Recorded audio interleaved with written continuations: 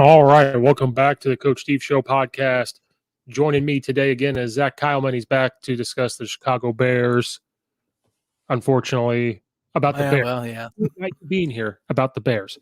It's been a rough year.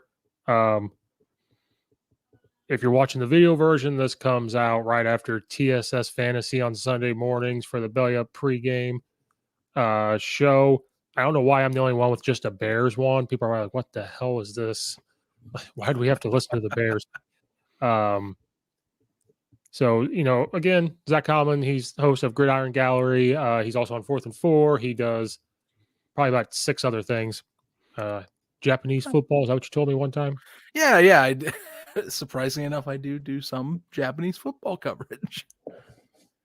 It is a unique skew I do, but I'm curious. I'm a very curious mind. New knowledge every time I get. That's a baseball place, not a football place. Oh, it is. Football is like, I'm trying to remember. It's like below top 30 for sure. Like it's not a heavily popular sport, but they play it. It's good quality football, even if it's a highest level as amateur. But it's good quality football. Mostly sponsored teams, like not really city teams. They're like company name teams usually. So kind of like a club. Like a club team. Like there's one they're called the Big Blue, but it's the IBM Big Blue. So I think Ireland's even getting football going over there. And I believe it's the same thing where it's just guys that get together and some business sponsors it, says we will host it here. You guys will play. Because I know like in Ireland and a couple other places, they want coaches, like American coaches, to come over and teach them like how to play. Yeah, well, if they get the right sponsors, I mean, they'll pay you decent, or at least I understand, at least living enough quality to go over there. So, yeah, I mean, that's a thing they do. It's fun. It's fun. Hey, it's an adventure. You are Coach Steve after all. They give me $300,000. I'll be right there. There you go. Get on the negotiating table. Give me 150 and buy me a house, and then I'll be there. There we go. Yes. The incentives. Put it on the list. My demands, good sir. I cannot go over there without you meeting these qualifications. And they have to get Matt Nagy fired somehow. If they can get all that done for me, that might be above the pay grade. I'm afraid we can't do that. Have a nice day. I'm going to send you back to the suburbs of Chicago whence you came. I didn't say bring Matt Nagy with me. I said fire him. I'm not going to bring him. Why is he here? I'm going home. Well, that's probably where he's going to end up. He and Urban Meyer can fly over together.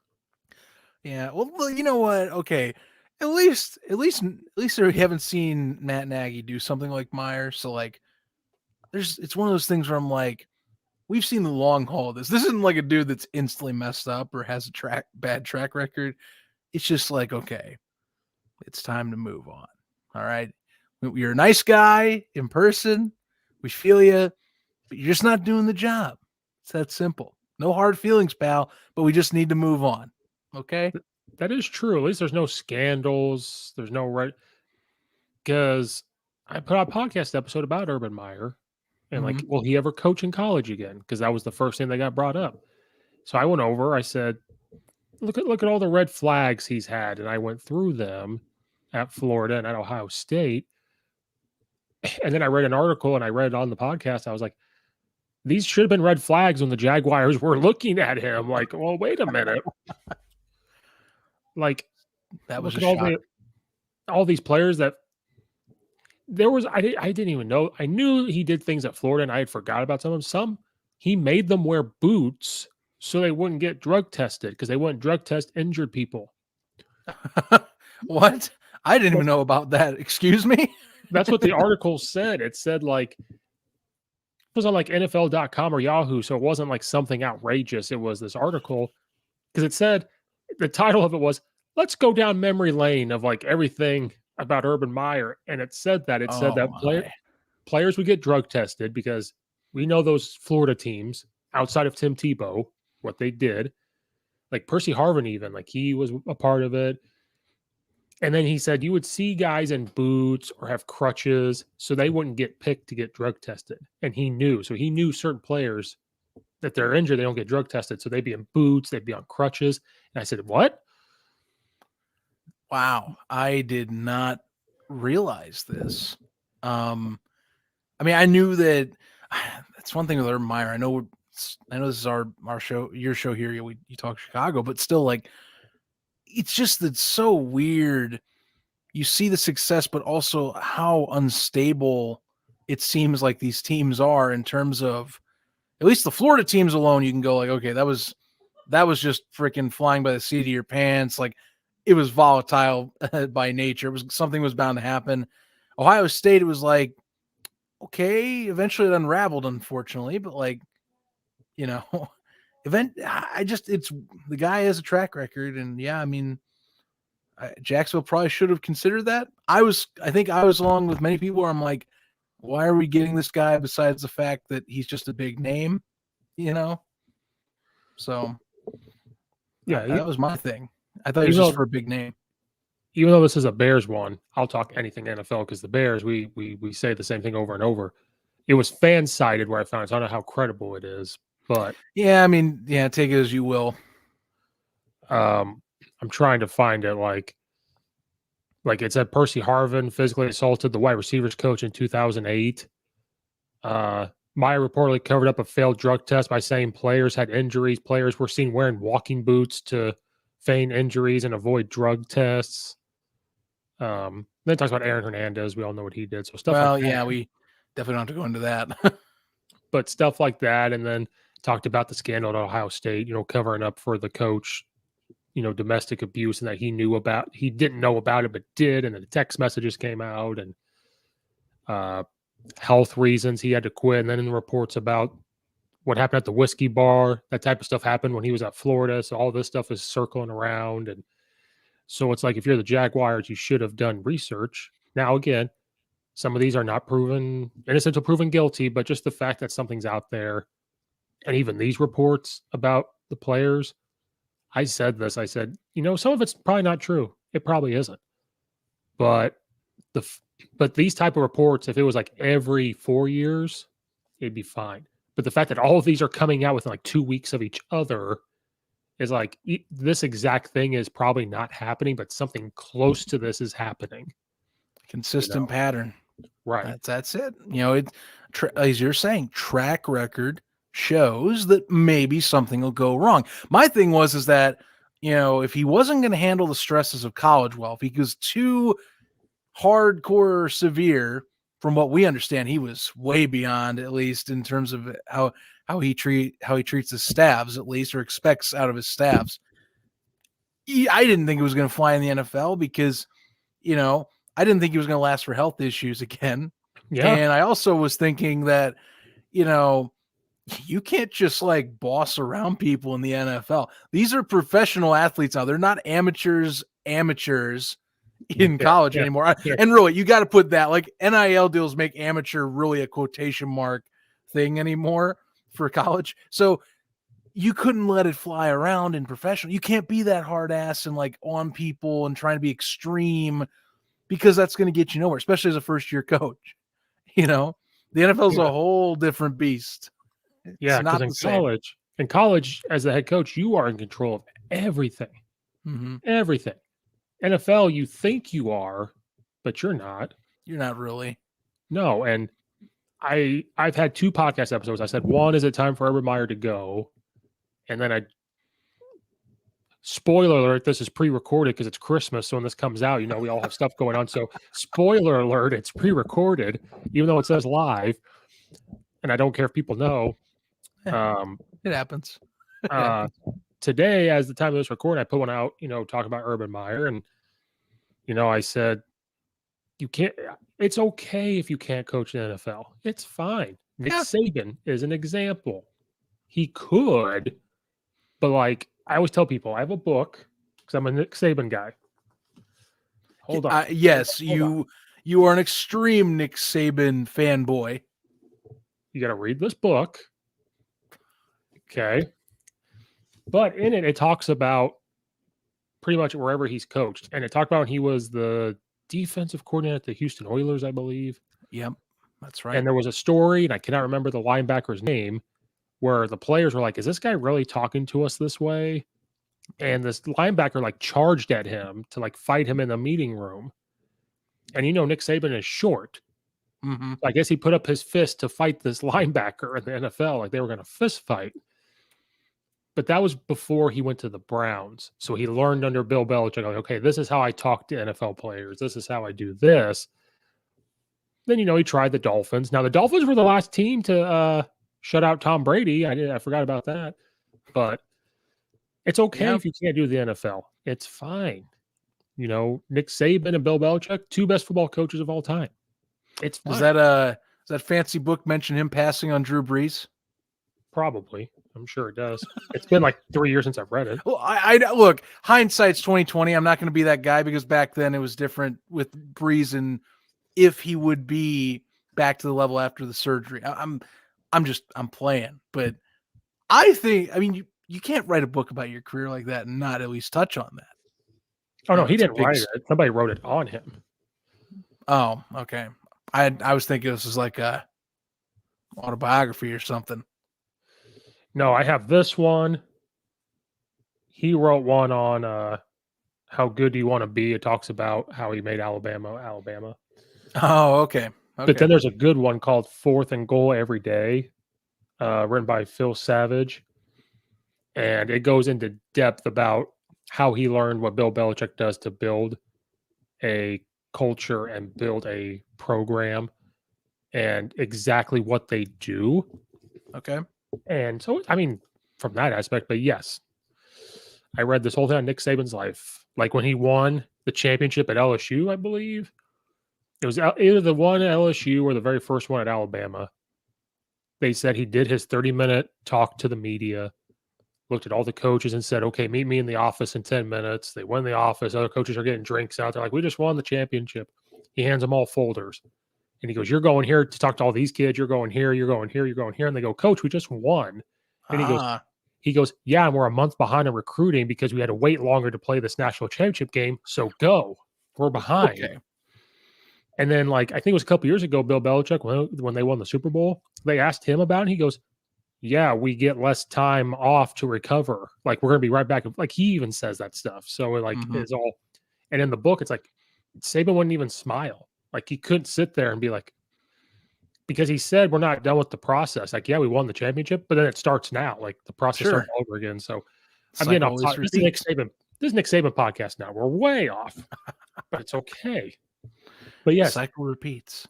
Circle it back around. That's not what you see with Urban Meyer. His track record is completely different. And I said he should have just never coached again, ever. Because before going to the Jaguars, you would have to put him up there as one of the best college football coaches of all time because of he never had a losing season as a head coach, ever. Mm-hmm. His worst season was 8-5. All the way back to Bowling Green. His worst record was 8-5, I think, with Florida his last year. That's his worst record he ever had as a head coach. And you just tarnished it now because you went to the Jaguars. So now everything you do is multiplied times 10. Well, yeah, he had a good gig at Fox Sports as an analyst. So I actually liked it. It was like the playbook with Urban Meyer, and he showed everything. It was great. Mm-hmm. He had a good gig, and I don't knock him. I guess if he was curious, but it's just everything he tried with either old mentality or bad habits from the past, it seemed, that are now being not publicized even more than they were prior, just happened to be amplified in the worst way. And I know that, and one of the instances, I know you have his family defending him on social about it. I'm like, that's fine. He's different as a family guy. I get it. But if you got a whole team reporting on stuff like that, this stuff is happening. That's, you can't just wipe that under the rug, Dude kicks a guy in practice. Yeah, that's a problem. Dude berates his assistants and has to have them defend their job status, that's a problem. Or tell them they're worse than his college years at Bowling Green, that his assistants at Bowling Green were better. Which I'm not saying that's an insult to Bowling Green as a program, but like Bowling Green compared to an NFL institution. Yeah, pretty sure that's still an insult in the grand scheme, depending on how you got there in a staff. Those are you can't do that. Okay. Yeah. You can't bring those habits to the game. You had to adapt. You didn't adapt. Yeah. And yeah. Again, this is embarrassing, but now you got me on this topic and I love it because that's fine. I put podcasts out and it's just me talking. Like me and my friend do a Geek Corner one where we talk about Marvel, and we can't. We're not going to record it till after Christmas. But I've seen Spider-Man twice. Seen it once, going twice within this next week. So I saw it opening night.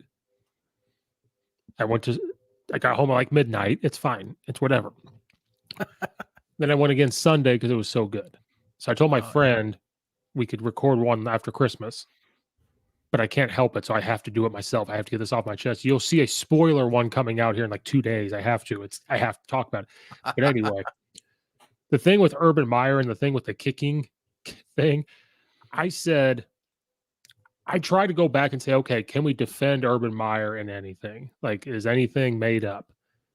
And whatever player he got into it with, I remember after they asked him about it, he said he denied it. And then he goes, yeah, literally, we got into an argument. We talked about it, worked it out.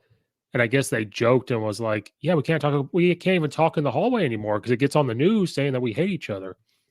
And then the thing with the kicker came out, and I said, what probably literally happened was Urban Meyer was messing with him. You know what I mean?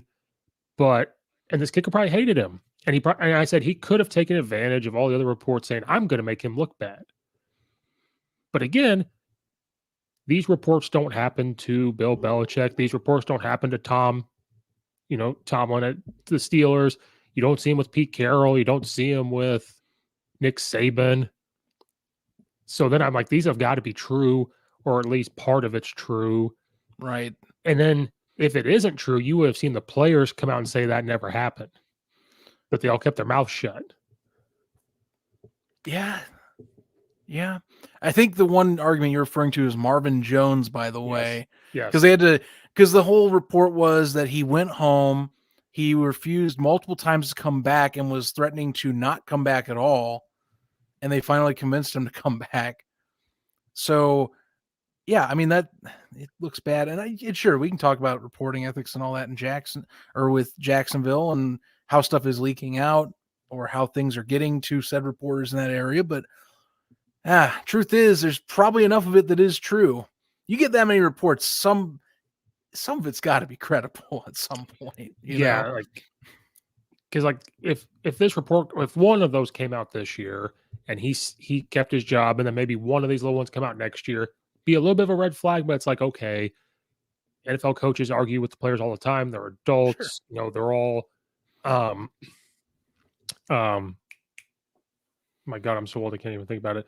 They're alpha males. There we go. They're all alpha males walking around. There you go. It is what happens. Like, how many times I'm sure Bill Belichick has gotten arguments. I'm sure they all have. Look at the 85 Bears, for example. Oh, yeah. I mean, two sides fighting each other in practice because that's the culture that they set up. Because you had, of course, Buddy Ryan wanting to, Buddy Ryan just didn't like Mike Ditka. Ditka, I don't think, really liked Buddy. But the culture of that whole scheme is that the defense had its own coach, essentially, and their guy they backed. And, Ditka had everyone else. And so it would lead to stuff like that. But it made the practices more aggressive. And I guess, in a way, from everything I've ever heard, it made them come together. That's kind of a weird way of doing it. We don't see that happen much anymore, if at all. No. That I'm aware of. But that was probably a bad example by me. Times have changed, like with social media and the way the media is. Because, but I don't think even Ditka and them would, berate a player and go up and kick him like that, or say, I'm the head coach, I can do what I want.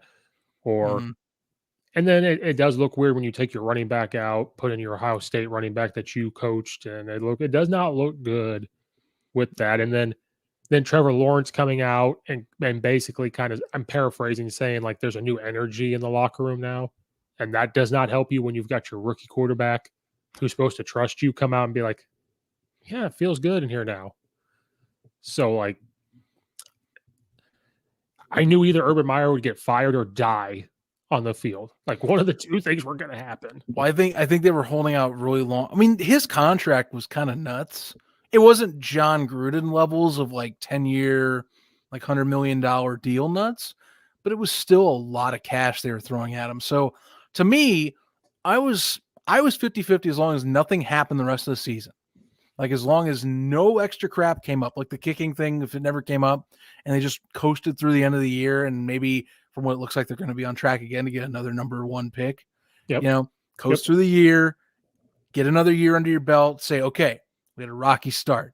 Maybe it's his coaching style. It's just not meshing well with normal players. Maybe a second year they buy in. But no, it kept escalating. And at some point, you just can't let something continue to be a train wreck for too long. Like you got to pull the plug when you get a chance. And that kicking scenario, it actually came out. It's funny. They reported he was going to be fired anyway. It's just that it happened to drop the day of him being fired. So, or at least that's what they want to tell you. Could be wrong too, That might be I think they said they wanted to fire him, and then that came out. And they're like, "Oh, we have to do it now, right now. It's got to happen. We can't keep holding on, So, like the Bears at least don't have that. Again, Matt Nagy's been a good guy. Like he's been a really good guy. I like the personality of him. Players love his personality. So, like our problem with that is more of, and as what we saw on Monday Night Football, it's just not a competently run side of the ball. That we aren't getting promised what we were delivered. We were promised an offensive guru. We got one season of a guy that was pretty clever, that seemed clever and was getting plays off that maybe the NFL wasn't ready for. And then I don't know if it was overthinking or if it was just, a focus of I want to pass and be as much of KC as possible. But, this year it's kind of a similar deal. And, I know you can say that, other mistakes of a young Justin Fields or, maybe just incompetence with some of the issues on the line could be in play, but it's just not working. We saw in that 4th down and 1, we saw in one of the 4th down 1 calls, one where Fields is scrambling for his life and loses 4 on the right sideline, like late in the 4th quarter. And it's like, guys, you have been running between the 20s easily all night with Montgomery. Why are you not leaning on this right here? Or actually that was the play that Montgomery wasn't in. They had to bring him out for a helmet issue. They rushed the play. They put Mooney in the backfield, and the result was a sack. It was a play action pass they were trying to do. It was covered up beautifully by Minnesota, but they didn't call a timeout.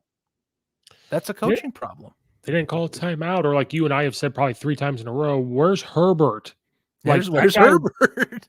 That guy would get you the first down, guaranteed. Oh, why has he been relegated to the sidelines? We've talked about this on these episodes too much. There is a clear-cut 2 primary back scenario in Chicago. Why is that not being used more? We keep coming back to it. No, yeah, because it used to be Montgomery and Cohen. Those were the 2-headed monster. And then when Cohen's out, okay, it's all going to go on Montgomery. Fine. He got faster this year. He worked with a trainer that one of my buddy knows that lives in the suburbs. He got like 2 miles an hour faster. And we've seen it. When he breaks away, he's gone. But he gets hurt. Herbert does a great job. He got us 80 to 100 yards a game while he was out. Absolutely. Then Montgomery comes back and you don't see him. Now you made a good point to me the last time or one other time. If he's hot, you got to give him the ball. And I thought about it and I was like, yeah, that's true. But in these situations where if you're not going to call a timeout, you've got to be able to look and say, that guy can get us 2 yards. It's 4th and 1, but he'll get us 2 and we'll be good. And we have Justin Fields in the backfield, so they got to pick one to defend. It just that encapsulated just some problems I have with like, okay, well, your personnel, like, all right, well, if it's not working, if you have to rush it, maybe you shouldn't rush it. If it's looking chaotic, it's probably chaotic. Call a timeout. You have those reserved pretty well. You have the resources if you need a different running back in for, equipment issues or injury. You have some quality talent behind you. Throw him in. I would think Justin Herbert would be set on the sidelines, ready to go at any moment instead of sitting on the bench. Like, just find the kid, throw his ass in there, and then use him to get the down. He's big enough to do it. Why are you trying to rush this or adjust on the fly? And you know what? Maybe the bootleg works if they don't have it covered up. But at that point in the game, the Vikings knew he was going to try and run for it if he couldn't get the bootleg. So they covered it up beautifully and they snuffed it out. So it was that simple. Because he wasn't out with the COVID protocol, I don't think. I don't think Herbert was out. No, Herbert was on the field, just not as much often. And really, the offensive side wasn't affected much at all. I mean, Andy Dalton was out for COVID issues, and you had Bill Lazor. But besides that, we knew Nagy's going to call plays most likely at some point in the game. You and I have talked, and it wasn't really offensive. Wasn't even affected. Like they defensively in the secondary, they were ravaged, but they came to play. It's just can't get anything in between the 25s of each side of the field. It just seems like it's a mess for them. Because when you're what happened on Monday. Yeah, when you're a defense and you hold a team to 17 points in the NFL, you put yourself in a spot to win and you're doing your job. But it's the same old song and dance. Like last year when Nagy called out the defense and we're like, why are you calling them out? Like, good question. Why are you doing that? Because they're doing their job. They're getting takeaways or holding teams between 10 to 20 points, somewhere in that range. And they're on the field too much. And I said this in 2018 into 2019. I said during the 2019 season, I didn't have a podcast yet, but I am on the record somewhere in life where I put this defense is going to get old. These players are going to get old. And it's happening. Mac's getting hurt. Hicks is getting hurt. Jackson's been hurt.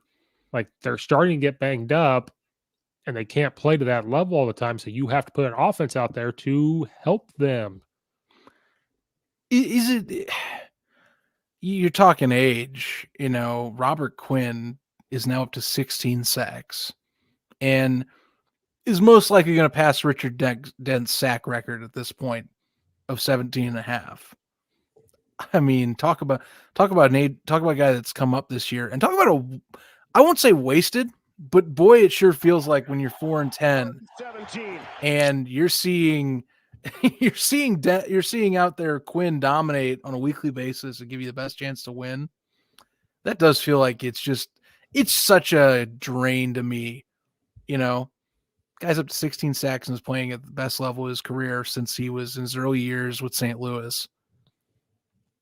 And he's not going to be able to get extra credit to show for it, except, oh, look, my offense can't bail me out when we get easy turnovers, Yeah, like, that's the story of the Bears.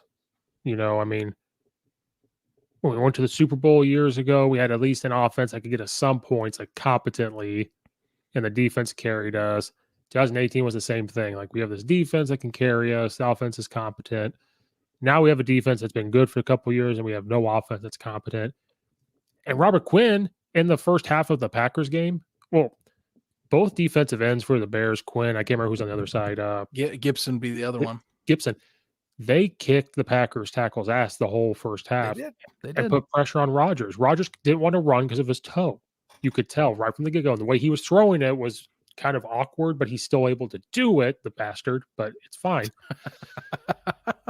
I'm a fan of him until we play him. Fan of him.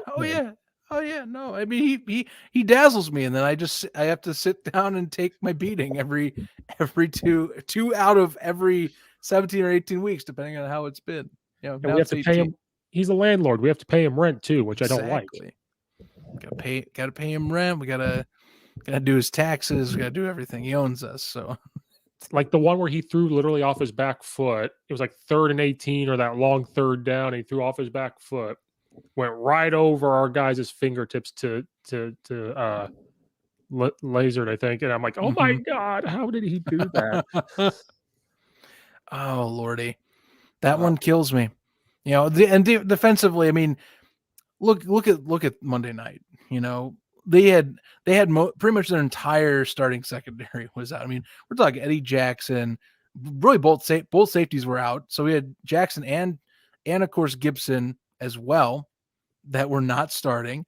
Jalen Johnson's not there as well. And nor is Artie Burns. You had all 4 pieces sit out this game. And yet, the likes of Deion Bush and even Kendall Vildor, surprisingly, I've really ripped on Kendall Vildor either on or off this show. I still like that. Vildor to me still should be let go this year if they have a chance. But the fact you had them prepared, against a Minnesota team that coming in really needs this game. They still won, of course, but that was for an effort. Chicago, you really feel like this game should have been another. They should be 5-9 right now. Yes. The defensive effort alone, I'm like, how did we not walk away with getting at least another win and then seeing ESPN or these guys casually keep us in the hunt? We're not in the hunt, by the way. No, my friend, people keep saying that's like, okay, we're second to last, but it just that is so it's irking, and you have another chance against a team in the Seahawks who are like even more fringe in the hunt coming up this weekend. But I'm wondering, like, what are we gonna get out of the offensive side? That's because Russell Wilson. I mean, if you can attack him, that'll help. But you don't get that same familiarity the way you do with Minnesota. That helps you guys out a lot. Like, yeah, because during that, what was it, 5-game losing streak? Somewhere in there, they put up the playoff picture and they said the Bears are like. I saw the Bears picture and I'm like, what? No. And they're like, well, it's like last year where you guys squeaked in at 8-8 or whatever. And I said, we had no business being there. We should have never been there. The NFL had changed its rules that one year in a tradition. I've told this to like 2 friends of mine. They're like, but you guys made the playoffs. Don't let go of Nagy. My guy, we would have missed it last year for the second straight year in a row if the NFL didn't decide they wanted more money. Yeah. That is the only reason we are in, because of money. And the Cardinals somehow finding a way to have everything go wrong in the final 3 weeks of the season. Yeah. And the only thing we got out of it was Trubisky being the Nickelodeon MVP. Like and I don't know about you, but I don't see, like, Minnesota's got a hard road. Okay. Like they do, because they got Green Bay and also LA coming up to end the year. But here's the deal. They've beaten Green Bay already this year. It's not impossible. It's just going to be in Lambeau, so it's going to be harder. LA, okay, whatever. And then Chicago again, and then you also think about it this way. I don't see them, Washington, Philadelphia, and New Orleans all saying, yeah, we don't want to be in there this year. You go right ahead, or even Seattle. Like, I don't even know, like, Seattle, I think, is winnable this week, but I'm not saying that we're going to, because I think they're desperate too. So, yeah, I mean, they're right at the tail end. We're realistically out. So, yeah, getting to the Seahawks part, it's going to go one of 2 ways. It's who's more. The Seahawks are desperate to make a push to try to squeak their way in. The Bears have nothing to lose now.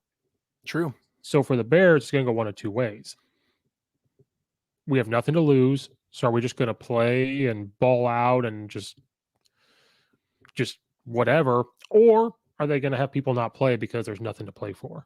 And yeah, I mean, I think for me at least, I think you're going to see what we saw against Minnesota and what the Monday Night Football crew kept bashing into my skull. I will say one thing about the guys on Monday Night Football. They're a better crew than they have been in years past, but some stuff they do not let go too easily, or they linger way too much on.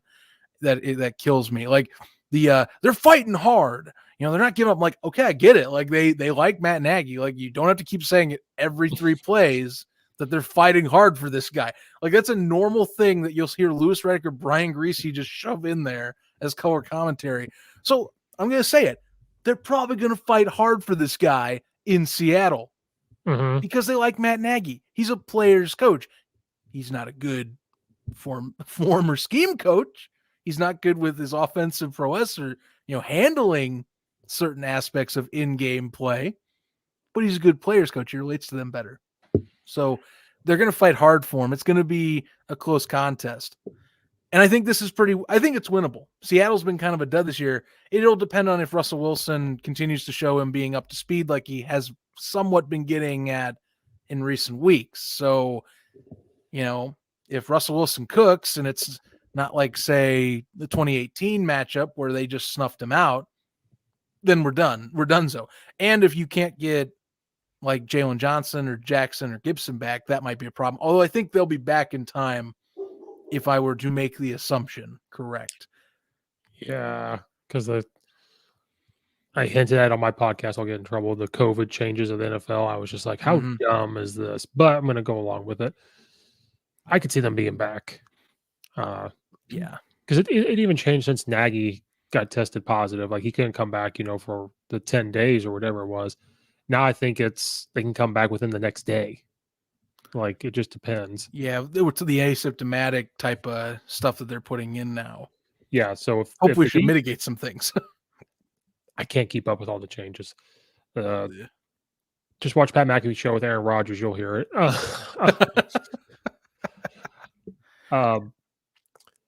Yeah, if our defense is full go and Quinn keeps playing the way he is, if Hicks is clogging up the middle, they can pressure Wilson. Their offensive line struggling too, just like the Bears.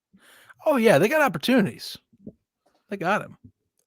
And then we need Matt Nagy. We need Laser to come back and Matt Nagy not to call any play whatsoever. Yeah. I think, this is a game you're going to rely. If they didn't learn their lesson about, finding ways to rely on the run enough, which they did in between the 20s, they just didn't really do it enough when they got into the 20s against Minnesota. Now, I think that's even more crucial because Seattle's shown as of late that their secondary has gotten improvements over the season. They've been getting better. Jamal Adams actually got interceptions this year. But, they aren't a slouch fully on that end of the ball. And Fields, as we have seen, is not completely improne to making mistakes at the times. There were at least 2 to 3. There were at least 2 sacks that I remember on Monday that I'm like, no, dude, you need to learn from this like fast, man. Next year you can't have stuff like that. Because he's a scrambler. Not saying it was all like a Trubisky play, but there were a few Trubisky-esque like scramble plays where I'm like, dude, just throw it away. Just it's donezo. Like don't play hero ball. Just live another day. Move on from it. Yeah, because hopefully I get faster than Mitch. That's all I'm saying. Yeah, that's the one thing they said about him was he holds on to the ball too long. And Andy Dalton, that's kind of why he got the start. Not the main reason, but one of them. Where he could like throw it quicker. And you saw that not kind of this game. He holds on to it. He thinks he can run. This is NFL. This isn't you playing Indiana or Purdue or whatever. These dudes are the best. They're fast. And you kind of saw it with the Packers, like on that pick 6. He was trying to throw it quicker. So when he throws it as quick as he can, he can't read it yet. He can't. And that was my big knock on him at Ohio State. He's a 1-read quarterback, maybe 2, depending on who he's playing. And he's got to get to the next. Like he's got to be progressive, the progression. He just holds on to it because he knows he can escape. Yeah. Like you said, there's certain times where he's got to feel and go, I can't take this sack. I just got to overthrow over the head of somebody. I have to throw it out of bounds. Or if you're going to take off, just take off immediately to where you at least get 3 yards. Well, one of the 2 sacks I'm referring to, you can't get sacked on a screenplay. Like No. throw it at the feet of whoever you're throwing it to. And I thought that was crazy. I'm like, that was the one that I think that got me the most because there was another one he just tried to save it too much and turn the wrong way, and eventually the defenders caught him. Like, okay, fine, that one that was a bad one. But the screen, taking a sack on a screen is the worst possible one. It's like you're going to get hit, so just get rid of it as close as you can. I guess don't take the sack on a screen if you are able to avoid it. That was it. But like, it's all offensive pieces that just like we keep bashing on. Like defensively on Thursday, how much more can you ask? And Seattle's going to be the same way. We're going to see another game like that. How much more can you ask in that term? Right. I feel so bad for the defense. There's times this year that the Bears defense has played bad. They have. But there are times where they play very good and they're getting banged up. And like you said, coming in what was there? 14 players were out and a lot of them were defensive guys. Yeah. and they still step up without the defensive coordinator. Your whole secondary is not there.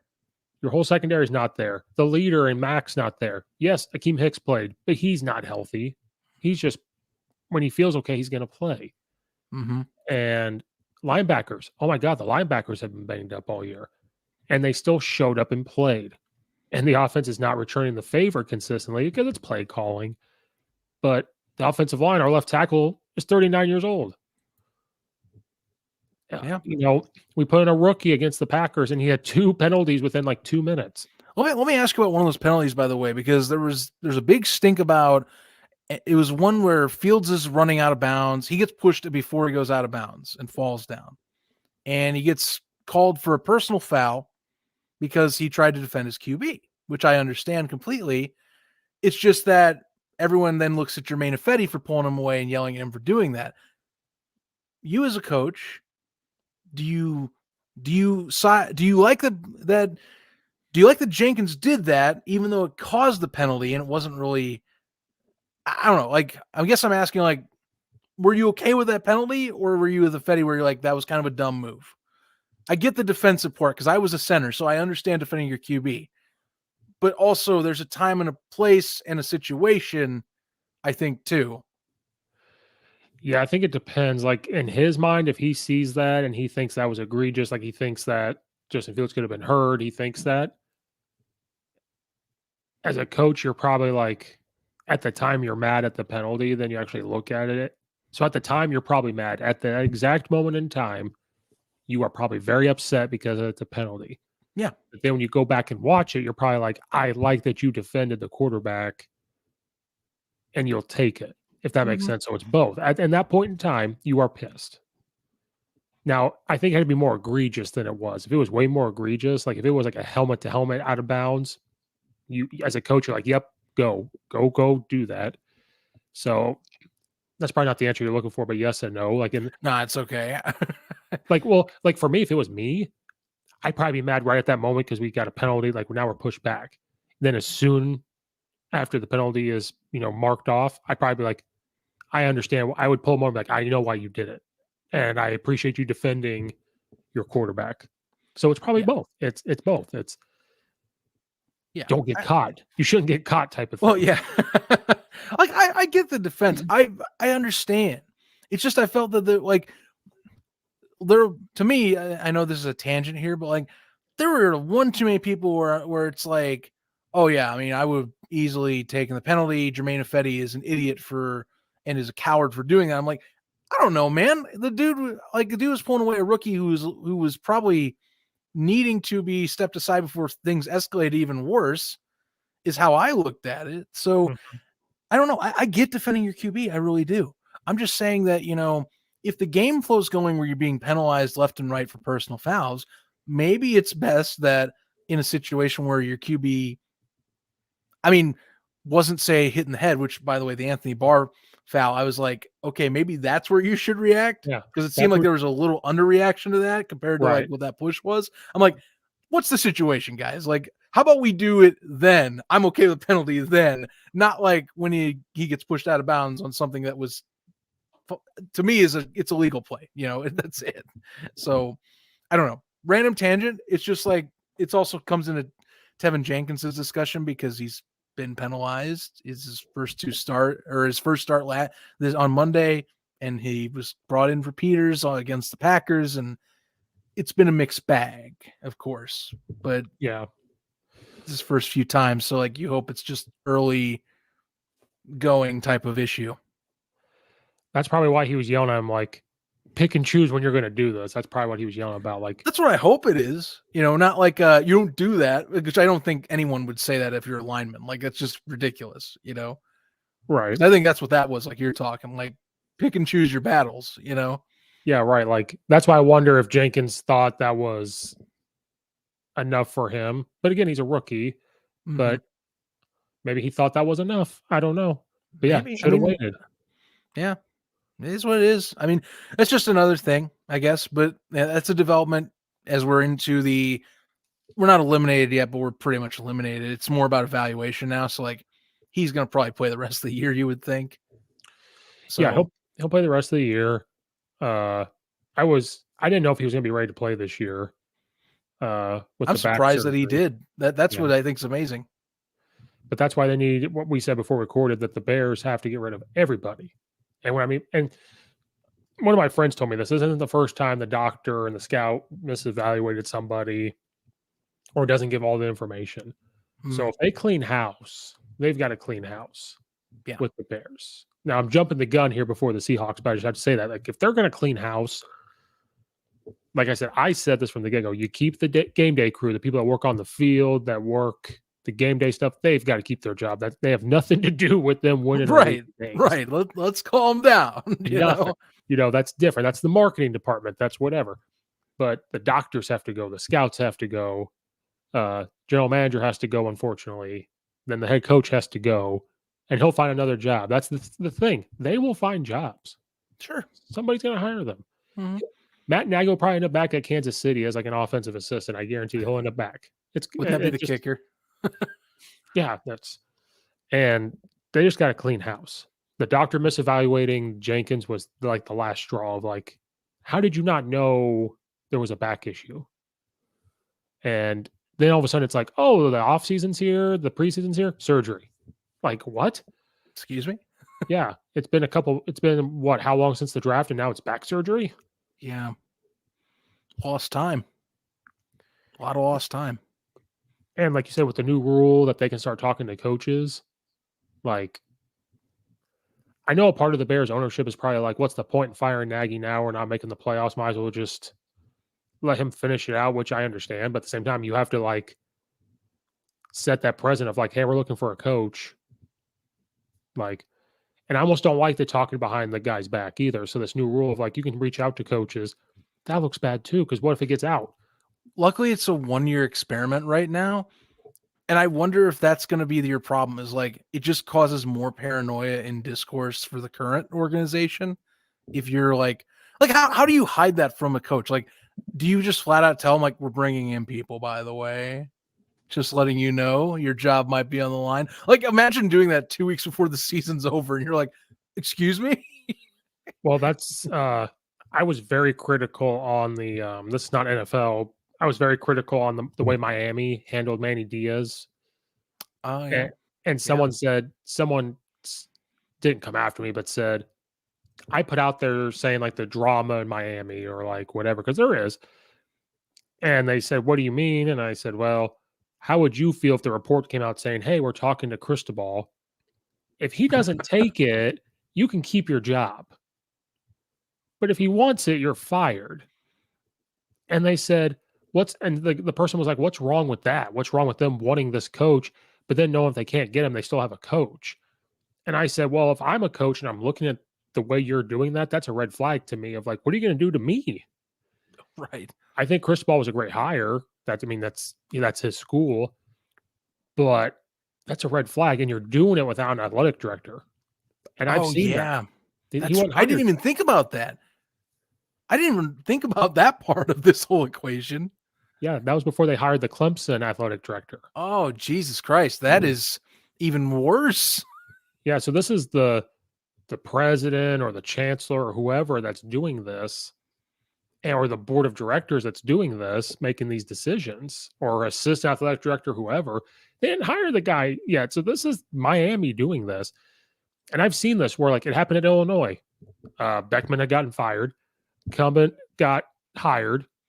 And I can't remember if that was without an athletic director or something, but then either it was athletic director left and they gave him this 4-year deal of $20 million, whatever it was. I can't remember. At some point, there was no athletic director. They hire Whitman. Next day, Cubitt's fired. Like that day. Oh, my God. But that's because it's a new athletic director. It's like he brought in Lovie Smith. Not saying it worked out, but like at the time, he was like, oh, I want my own guy. So now this guy, the athletic director, he's not going to fire Cristobal, but you're hiring this guy without him. So that's just my little rant of that's what that looks like. So in the NFL, could you imagine if like next week they call somebody? What if that person's friends with Nagy or something, and the word gets back to him like, hey, they called me about being the Bears head coach next year? Yeah. That's what I'm worried about. Now I can understand if you fire Nagy and then you're allowed to start calling people or whatever, but like if he's there. Well, that's the argument for this, I think, is like it leaves you a better door for just letting your coach go. Well, and especially if the rule is implied that you start the season with the coach that you are firing or talking behind to fire, that's fine, Mhm. So, like, to me, that just opens the door for like, okay, it's more acceptable to let a coach go early in the year, 2 weeks period to get going, that you're confirmed that you can start talking to people. Yeah, get it going, man. Like, why not? But otherwise, make it an awkward ballerina dance around trying to hide who you're talking to. Like, that's so weird. Like, my college comparison to me is anything LSU's done in recent years, where it's like Ed Orgeron. Oh, you were a big time guy. Screw you. We're gonna get Brian Kelly. Your pedigree didn't matter at all. We want you out the door possibly before the end of the year. Maybe we want you out this year. Your status really isn't secure after just a year away from getting that big national championship trophy. Don't matter. We'll talk about it openly. We'll let you know. We're looking for people right now. Yeah, just so you know, you can stay here, but then and then it's like you can't go. You don't have to go home, but you can't stay here. That type of thing. Like you just can't stay here. Freaking closing time song playing. Semisonic is in the background. What's going on? That's a good comparison too, and those are red flags there. And the Brian Kelly was I call it a panic hire, is what I call that. Oh, sure it is. I mean, hey, it's the same as his panic accent. Yeah, I'm from the South. I'm one of you. It just goes back to The Office where he is. Like, imagine. Oh my God, imagine you have like let's do a comparison type of thing. You hire Mike Tomlin somehow becomes available, comes to Chicago, somehow gets a stereotype Chicagoan accent. I'm one of you guys. Don't you understand? He starts doing that somehow. He's on a conference call with the media in Chicago. There was a picture of Brian Kelly after that. Like it said like today, and it showed Brian Kelly with the microphone from his thing, and it said like next month. It's a picture of Ed Orgeron. That's what he's transformed into, and then it shows a picture of the guy in the straw hat from Waterboy. That's what it showed. Like that's what he will be in the start of the season. Oh wow! You know what? Another one would work. I'd replace the straw hat guy. Put him with the guy that is from Axemen, who was the river logger. He's from Louisiana as well. I don't know if you ever watched Axemen, but like, dude had the same draw. Like, you got half the time you didn't know what he was saying, man. We're gonna get a log down the river. He's gonna be on Duck Dynasty next time. They're gonna remake it, and that's what's gonna happen. Brian Kelly, is that you? He's gonna have a beard. He's gonna be in camo. He's gonna coach the first game in camo. I guarantee it. Oh no. Now you know he's embraced the culture. He's gonna be in camo purple, and he's gonna have like shrimp and crawfish on the sideline. Like that's what's gonna happen. While he's making almost $100 million. Well, I hope we don't. I hope we never experience that. I kind of want to see it now. Now that I've brought it up. Okay, maybe for a weekend. But is that what you want to see trot out every weekend for maybe like the next 5 years? I want to see when they're like 5-4 and they play Alabama or whatever at the time, and he just comes out in that. Like, this will distract Nick Saban. This will get him.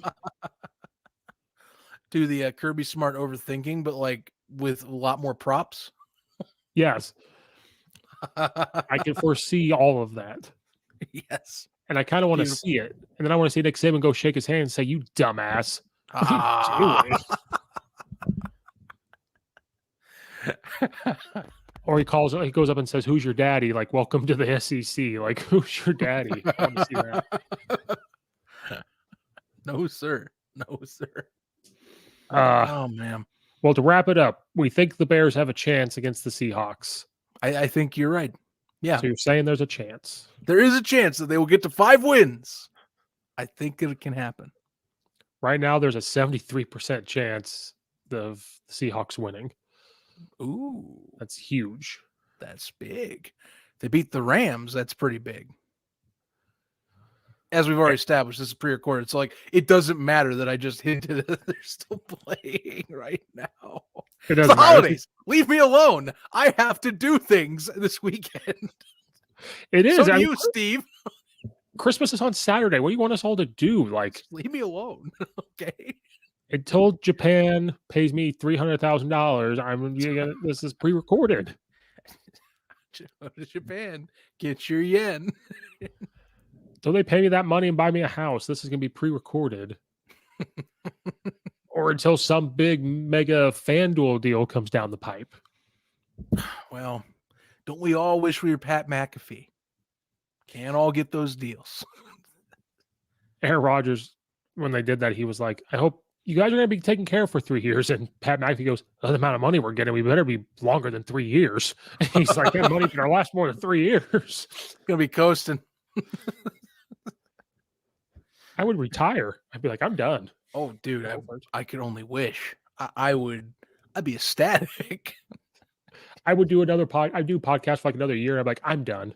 I can retire. I'm done. Would you look at the time? Guess I have to go now. Where are you going? To my island that I bought. Away from you guys. I've done my time. Dude, you've only been working for like 12 years. Exactly. It's fine. I'm going to go hang out with Matt Nagy on the island that we've deserted him to. No hard feelings, right? You're a good people person. You're just not a good coach. Well, just like Big Cat from Barstool, he's every time Andy Dalton does something good, he goes, Andy Dalton's a nice guy. That's all they said. Like, he's a nice guy. He's a nice guy. So is Matt Nagy. He's a nice guy. He's a nice guy. He's just not a good coach. Not good for the Bears. Exactly. Times need to be a changing, Steve. Well, all the way up. Well, we're getting on the hour. I have to wrap it up because StreamYard's stupid. That's why. But thank you for coming on. If you guys are watching this, like I said, it's pre-recorded. Spoiler alert. It's pre-recorded. Oh. If you stay tuned, Zach will be right back for 4th and 4. I will be right back because he wasn't Maybe there last in a time. different outfit too. He'll be different. I don't think you were there last time. No. Actually, last week, I'll quickly say this. Last week, couldn't make it. Let's just say my weekend was busier than usually is. So I'll be back. This one, I guarantee it. Otherwise, it'll be really weird if I have to cancel in a pre-recorded show. Or during a pre-recorded show, I'll be like, where the hell is this guy going? Promises not ever being made by Zach Keilman. Well, yeah.